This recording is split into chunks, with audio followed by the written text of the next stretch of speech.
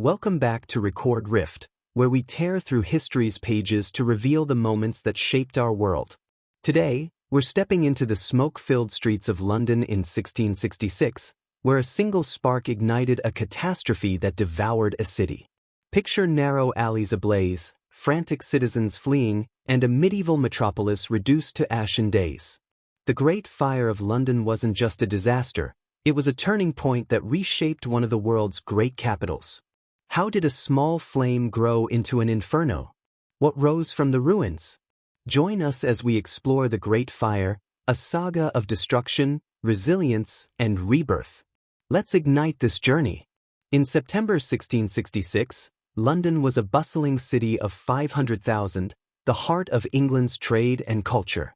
Its medieval core, packed with timber-framed houses and thatched roofs, sprawled along the Thames, with narrow streets barely wide enough for a cart. The city had endured the Great Plague of 1665, which killed 100,000, leaving it vulnerable and tense.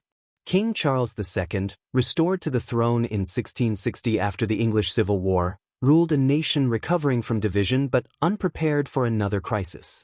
London's buildings, mostly wood and pitch, were tinderboxes, with no organized fire brigade, only buckets and volunteer watchmen. The fire began on September 2, 1666, in a bakery on Pudding Lane owned by Thomas Farron. Around 1 a.m., a spark from his oven ignited kindling, and flames spread to nearby homes. Strong easterly winds fueled the blaze, which leaped across tightly packed streets. By morning, the fire was out of control, consuming homes, shops, and warehouses. Londoners, initially dismissive, soon panicked as the firestorm grew. Samuel Pepys, a naval administrator and diarist, recorded the chaos, noting flames lighting up the night sky and crowds fleeing with their belongings. Over 4 days, the fire ravaged London, spreading west and north.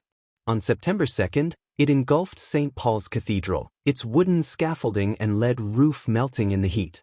The Thames, a potential barrier, failed to stop the blaze as embers crossed by wind and river traffic. Citizens fought with leather buckets and hooks to pull down buildings, but efforts were disorganized.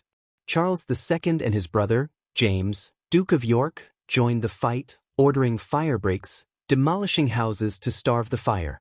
By September 5th, the wind died down, and the blaze was contained, but not before destroying 13,200 houses, 87 churches, and key landmarks like the Guildhall.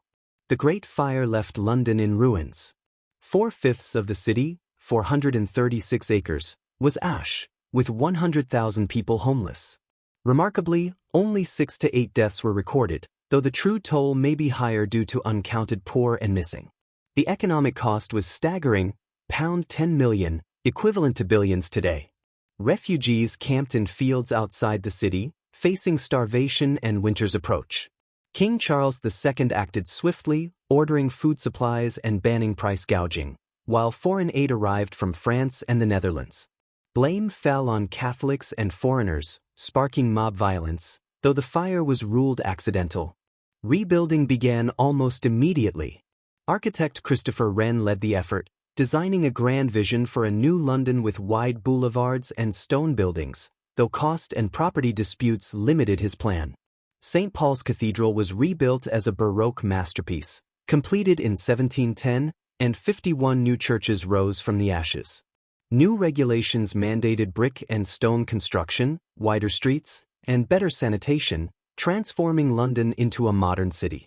The fire spurred innovations like fire insurance, with companies like the Phoenix emerging by 1681, and inspired early firefighting reforms. The Great Fire's impact was profound. It erased medieval London, paving the way for a modern capital that would dominate global trade and culture. Socially, it displaced thousands, deepening class divides as the wealthy rebuilt while the poor struggled. The fire's aftermath saw London's population rebound, with new industries and commerce flourishing. Politically, it exposed Charles II's leadership, balancing relief efforts with fears of rebellion. The fire also fueled anti-Catholic paranoia, shaping England's religious tensions for decades.